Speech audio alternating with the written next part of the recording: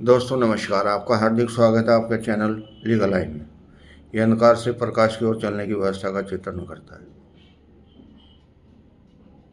आज हम विचार करेंगे महर्षि पतंजलि के एक सूत्र की व्याख्या के बारे में, जिसमें उन्होंने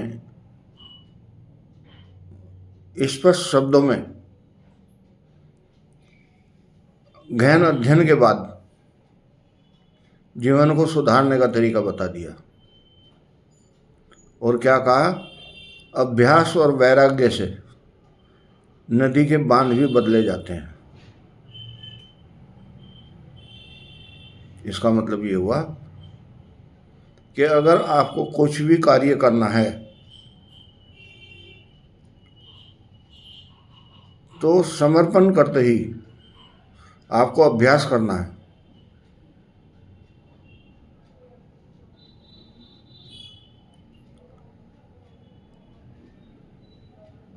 अभ्यास करने के बाद वैराग्य उत्पन्न रखना है, क्योंकि बिना वैराग्य के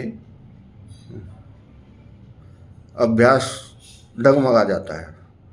जब आपका चित्त उस स्थान पर लगा हो जिस स्थान पर आप लगाना चाहते हैं, उसको वैराग्य कहते हैं।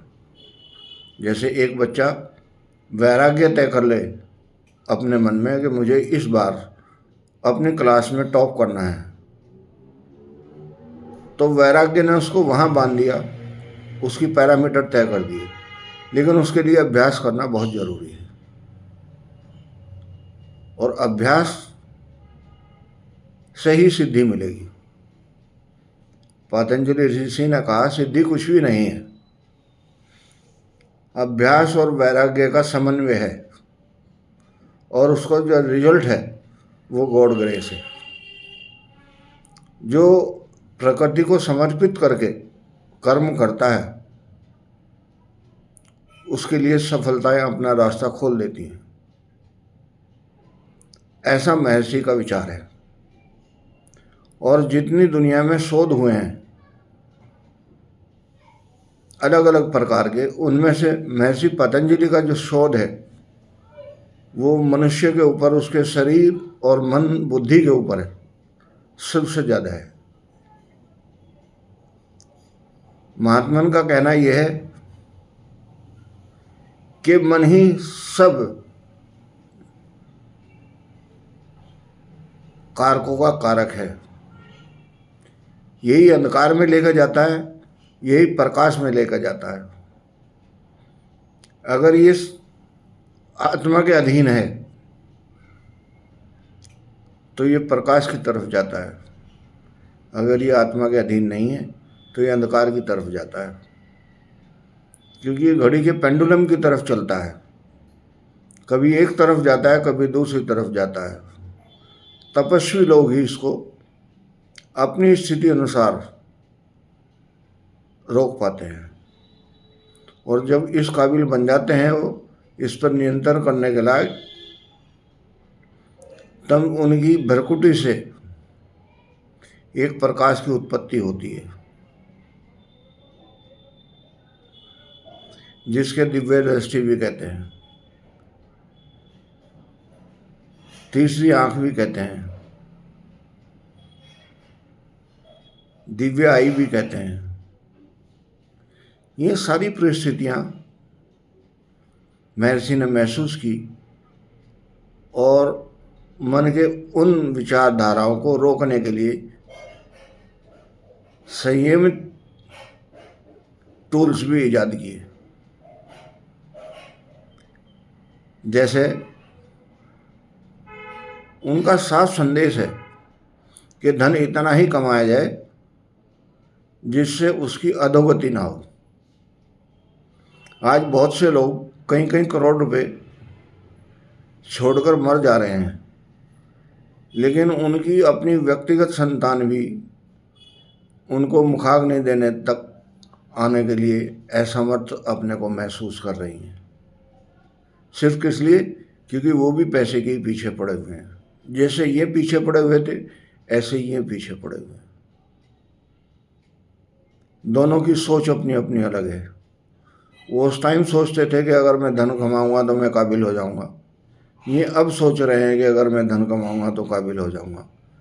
लेकिन काबिलियत की परिभाषा धन धान्य से नहीं है। वो तो एक जीवन को चलाने की परिपाटी है, उसके लिए ईंधन मात्र है। और ईंधन की इतनी ही आवश्यकता है जितना उसको बर्नर पे जला के रोटी बनाई जा सके, घर जलाने के लिए नहीं। भोजन भी आप कितना करेंगे, एक सीमित मात्रा में सात्विक भोजन करें, जीवन का उद्धार हो जाएगा।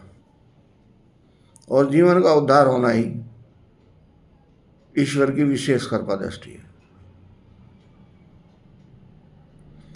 पतंजलि ने एक और व्यवस्था दी है जो बहुत विचारणीय है। वो कहते हैं जब हम अभ्यास और वैराग्य से किसी चीज को करते हैं तो हमारा अभ्यास जो है वो कम करना पड़ता है।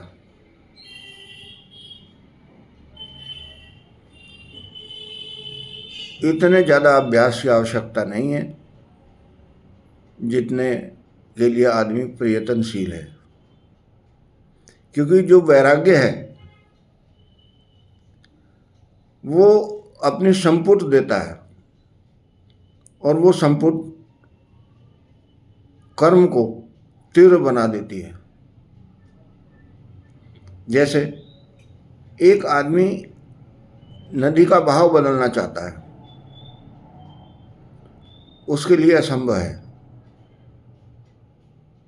लेकिन वो अभ्यास करता है दूसरी साइड में कटाई करने का,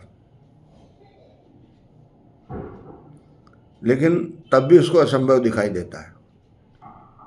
लेकिन अगर वो वैराग्य का बांध लगा देता है जिस तरफ पानी का बहाव था और फिर कटाई करता है, तो जो पानी का बहाव था वो भी उस तरफ मिट्टी को गिल्ली करेगा और खुदाई करते करते उसकी सहायता करेगा। जो खुदाई मुश्किल से हो रही थी वो नम होने की वजह से मिट्टी जल्दी खुद जाएगी और रास्ता बदल जाएगा।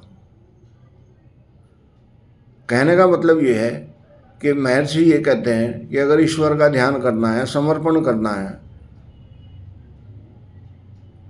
तो ध्यान धारणा के लिए भी आपको वैराग्य करना पड़ेगा, वैराग्य का बांध लगाना पड़ेगा उन वृत्तियों पे जो आपको खींच कर ले जा रही हैं दूसरी तरफ जहाँ आपको जाना नहीं है।